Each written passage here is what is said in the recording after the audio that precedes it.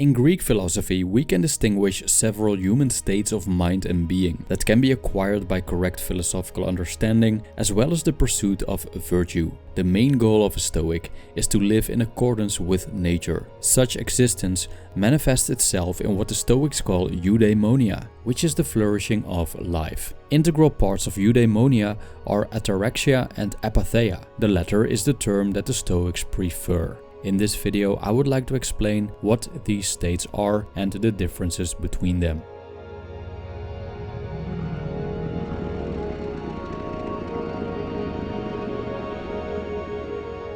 First of all, thank you Ihan for supporting me on Patreon. Very much appreciated. By the way, from now on I will show the latest donors in the ending credits, because I think that's a bit more professional.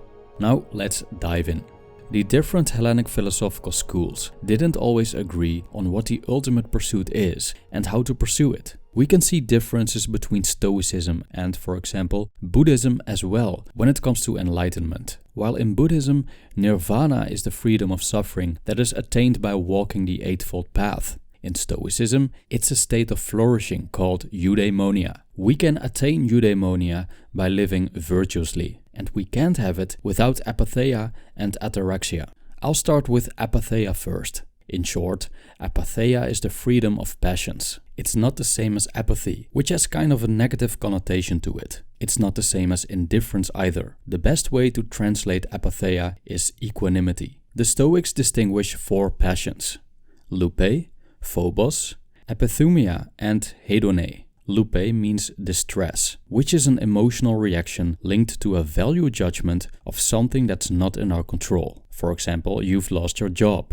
You think losing a job is a bad thing, which can lead to even more bad things like poverty, a bad reputation, social isolation, etc. The thoughts about this event, not the event itself, cause distress. Phobos means fear. Fear has a lot to do with incurring something that you averse or losing something that you desire. Also, fear leads to avoidance. A person who is afraid to talk to people, for example, will avoid social events.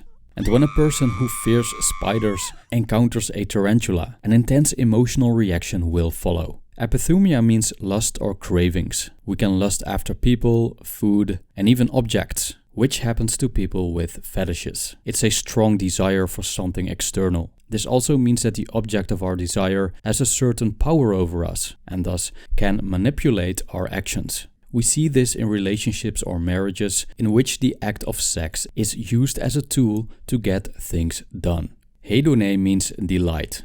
Delight is a bit more subtle than lust. It means that we take pleasure and enjoyment in things that happen, but in an irrational way. The problem with delight is that it can often lie at the basis of evil. For example, we can take delight in our neighbor's misfortune, and a sadist takes delight in someone's pain. But also the delight in food. If we realize that food has essentially the purpose of nutrition, is there anything virtuous about indulging in the pleasure of the tongue? Pursuing these kinds of irrational pleasures is not conformable to nature according to the Stoics. The Stoics believe that the freedom of these unhelpful passions characterizes the eudaimonic state. Now, it's also possible to transform our shadow of unhealthy passions into healthy passions if we first acknowledge them in ourselves and see them as opportunities for change. Fear can be transformed into caution, which helps us to stay on the right path.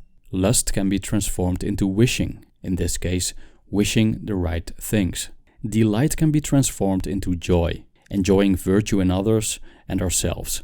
Now, the second one is Ataraxia. Ataraxia is similar to Apatheia, but there are differences. Ataraxia also refers to tranquility and equanimity, in this case the freedom of worry and distress. The state of Ataraxia is not a goal in Stoicism, but rather a byproduct of living in accordance with nature. The Epicureans, however, do have Ataraxia as an end goal, since their philosophy revolves around moderately experiencing pleasure while avoiding pain. This avoidance of pain also means the avoidance of certain elements of life that cause distress, like political life. This is where the Stoics and the Epicureans don't agree on. Because according to the Stoics, we should be useful for society, which includes sometimes taking the difficult position of a statesman. Instead of letting our peace of mind depend on external things, the Stoic seeks to flourish in pursuing virtue. Constantly practicing virtue produces ataraxia as a byproduct. Also, transforming bad passions into good passions will be followed by ataraxia. So a crucial difference between ataraxia and apatheia is that ataraxia was an end goal for the Epicureans, but not for the Stoics. The Stoics acknowledge this term, but prefer apatheia to describe a mind state similar to ataraxia. In Stoicism, both ataraxia and apatheia are seen as a byproduct of virtue. This takes us to the next term, Eudaimonia. Eudaimonia is the ultimate state in Stoicism and equals life in accordance with nature. We could translate eudaimonia into happiness, but I don't think that's enough, because there are so many explanations of happiness that the term has become a bit vague. Living in accordance with nature is vague to most people as well, so I've created a video about this that explains this further. In short, with nature, the Stoics consider human nature as well as the nature of the whole when they formulated their philosophical system. The Cynics, for example, could be considered a bit extreme, and they have little regard for the notion that humans are naturally inclined to pursue things that aren't necessarily bad, like wealth, friendship, and intimacy. So a Stoic would say that abstaining from things like food or shelter is not the path to happiness and does not equal virtue per se. They actually sought to unify human nature with philosophy so that the one wouldn't block the path of the other. When we look at Stoic virtue, we can see that virtue and vice are independent of one's, for example, financial state. Virtue can be subdivided into moderation, courage, justice, and wisdom. Vice can be subdivided into intemperance, cowardice, injustice, and foolishness. Instead of deliberately seeking peace and quiet, or trying to get rid of unhealthy passions, the Stoics propose to follow virtue and avoid vice. Simply put, eudaimonia is the goal, and ataraxia and apatheia will come naturally when achieving that goal.